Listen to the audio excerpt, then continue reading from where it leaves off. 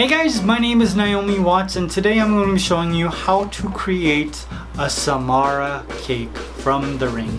That's right, today we're creating a double-sided Sumara cake. One's kawaii and very cute looking, well not really, but the other one is definitely terrifying. I love the way this turned out, it looks really creepy. So let's get started.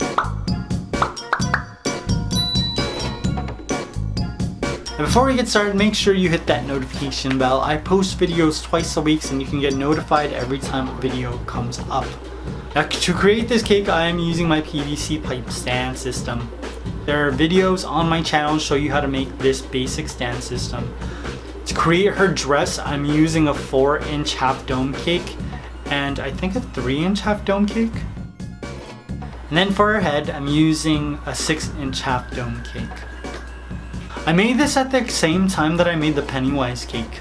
For Halloween, I'm kind of trying to do a lot of double-sided cakes. You know, kawaii versions and scary versions. I don't know why I always have to wait until Halloween because it's my favorite thing to do. I should be doing this all year round.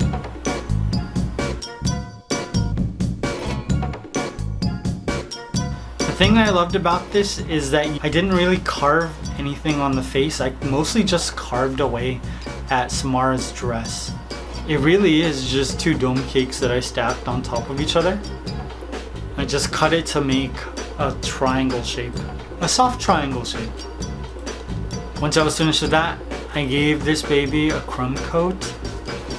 Then I started to cover the entire thing with fondant.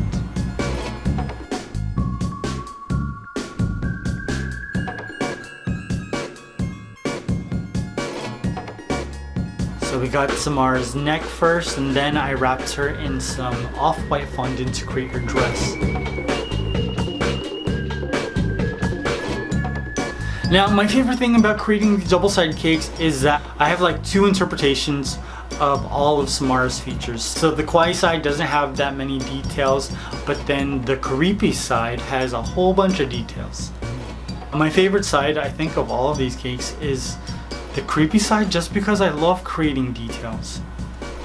So on the kawaii side, I use some soft fondant tools to create some details, and then on the creepy side, I'm using hard, like plastic fondant tools, and just adding a whole bunch more fabric lines.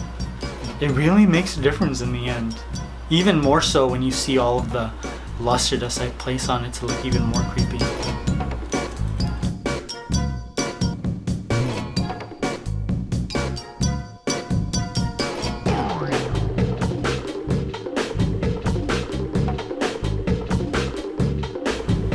Now, I still have no idea how to cover a dome cake properly. When I'm covering it in one swoop, it always like bunches up at the bottom. I didn't want this to happen, especially since they're both like faces. So instead, I'm just covering both sides with the same color fondant. There is a seam, a very ugly seam on the sides, but it's going to be covered up by Sumara's hair, so I'm not even going to worry about that. Very simple eyes, just circles with white catch lights and a frowny face.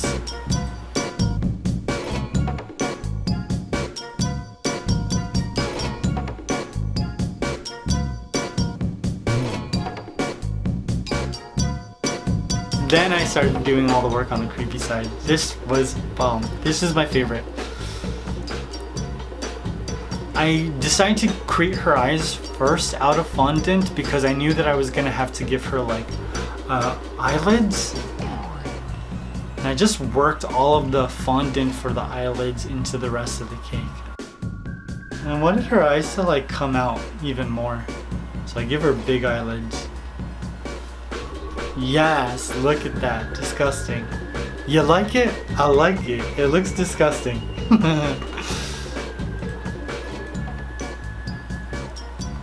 This is like a very smushed interpretation of Sumara. This is like if she aged inside the well where she lives and she became this like very tiny, smushed old lady. This is what Sumara would look like.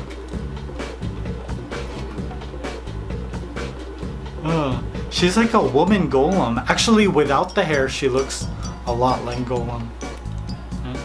Once I was happy with the way I carved her face, I started to paint. Just using some black food coloring diluted with magic sauce to fill in all of her wrinkles. Ooh, look at that. Whenever I'm like painting cakes on like faces, I feel like I'm working at Sephora. Oh, you want to be done up? Well, let me show you how I do it. Has anyone come out of Sephora looking like this? You better get your money back. Is it free if you sit there and they do the makeup for you? I don't know, I've never been in there. Yo, that red is working really hard though. Now for Sumara's arms, I just added 2 very long arm shapes. And then some sleeves. But for the creepy side, I added more texture to the sleeve. And I also made her arms look veiny because I wanted her to look gross and disgusting. Like kind of like when you go into a pool and you're in the pool for a long time and all of your like fingers are wrinkled. Like that. I wanted her to look like that. She's just one giant wrinkle, this lady. It really does look like a golem, doesn't it? I think golem is even better looking than this. Now to create Sumara's hair, I'm just draping black fondant onto both sides of the cake. I want to make sure that I keep one eye exposed. I didn't have to put the other eye at all. And for the kawaii side, I'm just draping 2 more long pieces of fondant to create the Sumara hair. Oh, whoa, look at that reveal. It's disgusting. Now for the creepy side, I'm draping a lot of very long strands of black fondant and just sticking them on with a little bit of magic sauce to hold them in place. I was worried that the fondant that I was paneling was going to like pull away from the cake and just end up on the cake board, but it held. It was in my fridge for like 4 or 5 days because nobody ate it. And none of the strands of fondant fell. In fact, they just got hard. After I applied my last strand of fondant, my double-sided Sumara cake was complete. I love this cake. I love it. I love the creepy side. It looks fantastic and disgusting. Oh, those lips are gross as heck. I remember watching The Ring in theaters with my friends and jumping when she like crawled out of the TV. Oh, I didn't want a TV for a very long time. And then I remembered how much fun it is and I was like, okay, we can go back to it.